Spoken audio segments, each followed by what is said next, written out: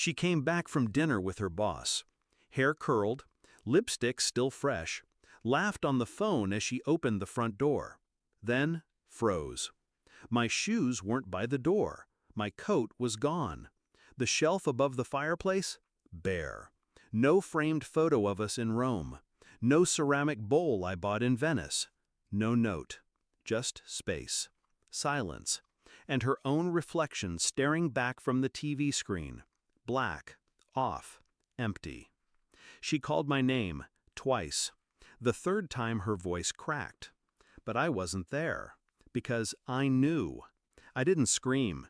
Didn't accuse. When I found the hotel receipt in her coat pocket 3 weeks earlier, I just folded it back in, hung the coat up, and smiled through dinner. 5 stars, private terrace, champagne billed to the room.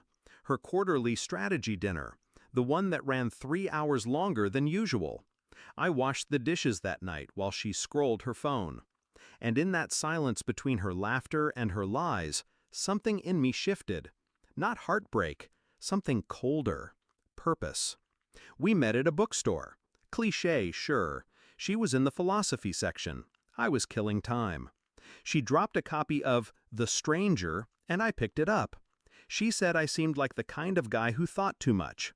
I told her she seemed like the kind of girl who disappeared when it got hard. She laughed, told me I was arrogant. I should have listened to that laugh more carefully. For a while, we were magic. Late nights, empty wallets, big dreams. We built a life on hope and homemade pasta. But then I stabilized. Career, clients, home. She got bored, started dressing for someone else, started locking her phone, started saying my name like it tasted bland. I noticed.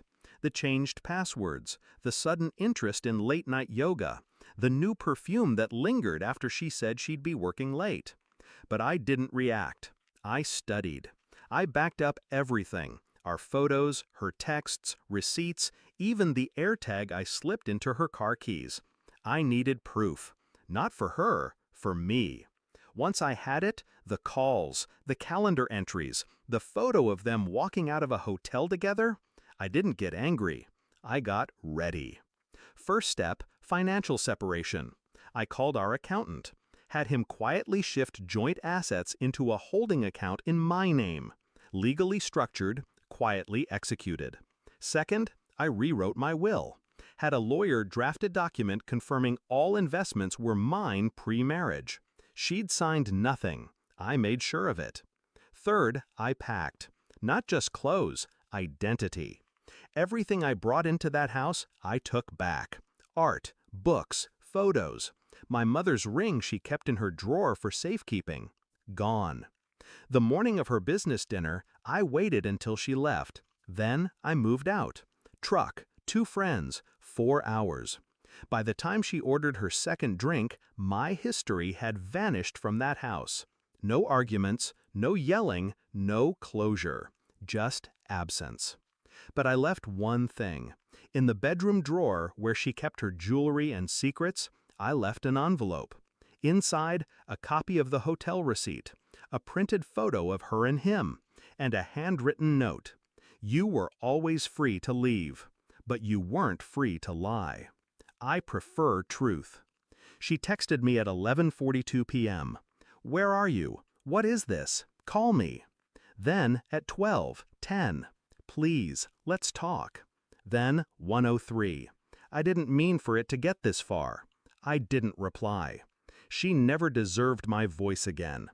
A week later, I heard she took time off work, told her friends I'd just left without warning. But people talk, especially the ones who knew us both. She couldn't control the narrative. They knew what she did, because I'd left the right breadcrumbs in the right hands. Discreetly, precisely, enough truth to ruin the lie she was planning. Her boss? Transferred out of state. Married. 2 kids. Apparently she didn't know that part.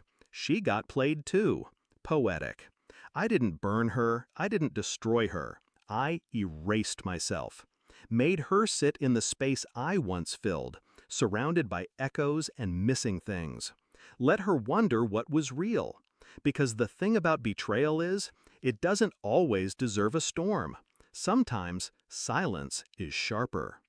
I live by the coast now. Small place, ocean view, no drama, no lies, just air I can finally breathe. And sometimes I think about that night, her standing in that empty house, calling my name into nothing.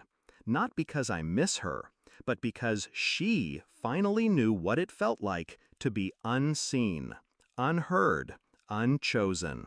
Exactly how she made me feel. And that was enough.